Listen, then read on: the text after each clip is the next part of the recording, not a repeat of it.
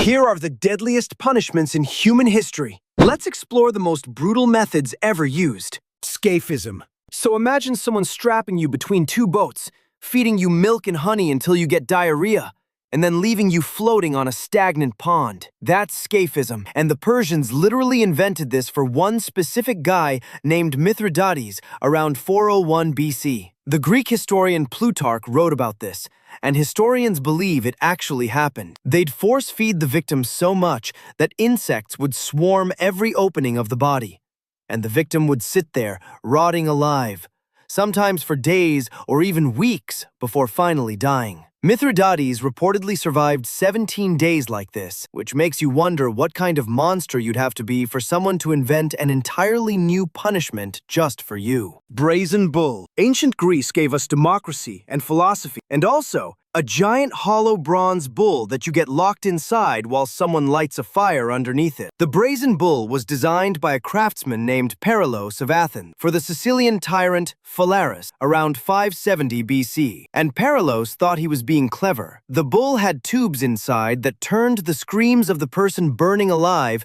into sounds like an actual bull. Phalaris was so disgusted by the invention that he tested it on Perilos himself first, which is genuinely one of the most poetic forms of justice in all of history. The victim inside would cook alive, and the crowd outside would hear nothing but bull sound. No screams, no crying, just animal noises. Rat torture. This one was used across multiple civilizations, but became really well known from medieval Europe and some accounts from China. And it works exactly as horrifying as you think. A metal bucket filled with rats gets strapped against the victim's body, usually the stomach, and then someone heats the other end of the container. The rats, panicking and desperate, do what any cornered animal would do, and they claw and chew their way through the only soft thing available, which is the person. There's strong historical evidence this was used as an interrogation method, because the psychological terror alone would break most people before the rats even got started. Keelhauling. The Dutch and English navies in the 1600s had a punishment called keelhauling, and sailors would genuinely rather take any other punishment than this one. They'd tie a rope around the sailor and throw him overboard, then drag him underneath the entire length of the ship from one side to the other. The barnacles on the bottom of a ship, basically tiny, sharp shells that grow on the hull, would shred the skin completely off.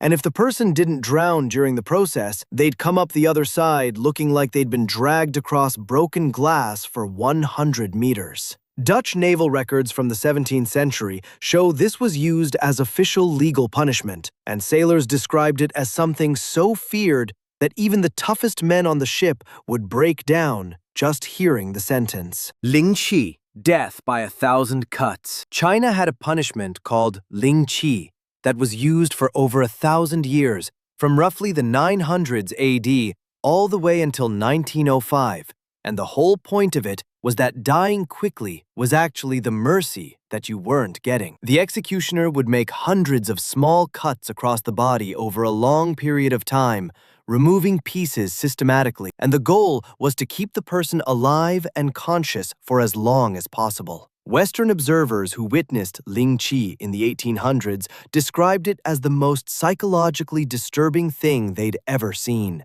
not just because of the physical reality, but because of how calm and methodical the whole process was. Hung, drawn, and quartered. Medieval England had a punishment reserved specifically for high treason, and it came in stages that each got worse than the last. First, the person was dragged through the streets on a wooden frame. That's the drawn part.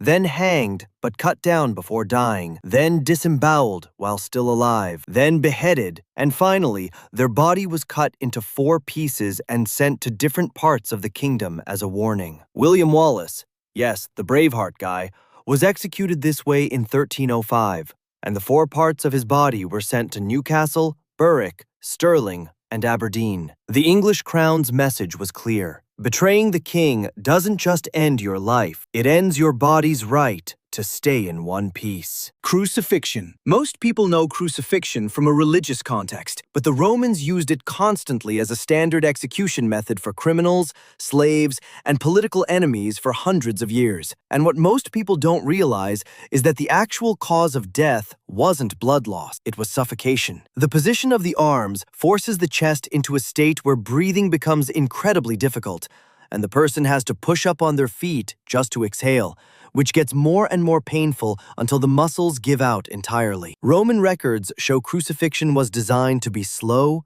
public, and humiliating. The person would be left up on the cross for days sometimes, and birds would begin feeding while the person was still alive. After the Spartacus slave revolt in 71 BC, the Romans crucified 6,000 slaves along the Appian Way, which stretched for 200 kilometers, so travelers would pass them for the entire road from Capua to Rome. Pressing. In medieval English law, if you refused to enter a plea in court, if you just stayed completely silent, they had a legal response called peine forte et dure, which translates roughly to hard and forceful punishment. And it meant they laid you flat on the ground and placed heavy stones on your chest one by one until you either agreed to plea or died. Giles Corey, during the Salem witch trials in 1692, was pressed to death over 2 days, and accounts say his only words as more weight was added were more weight, which is either the most stubborn thing a human being has ever done or the most terrifying,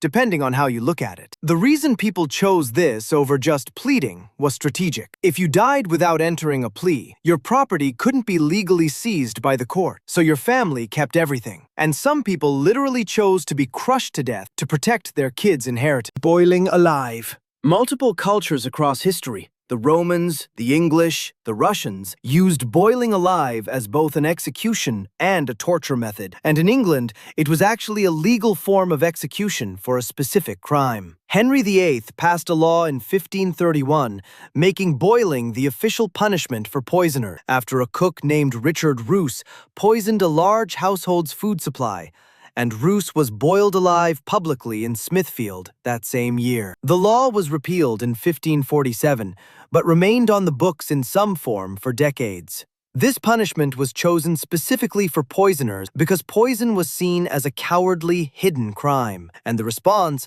was to make the execution as public and unavoidable as possible, which tells you a lot about how justice worked when spectacle was the whole point. Impalement. Vlad the Impaler of 15th century Wallachia, who was the real person Bram Stoker partly based Dracula on, impaled somewhere between 40,000 and 100,000 people during his reign. And according to historical accounts, including a letter from the Saxon city of Sibiu, he once had 20,000 people impaled outside the city of Targovište and then ate dinner in the middle of them. Impalement existed long before Vlad. The Assyrians used it, the Ottomans used it, but he became its most famous practitioner because of the sheer scale and the psychological effect it had on his enemy. When the Ottoman Sultan Mehmed II marched toward Wallachia in 1462, his army turned back after encountering what they called the Forest of the Impaled, 20,000 stakes with bodies arranged as a warning. Mehmed II had conquered Constantinople 9 years earlier, so for something to make him turn around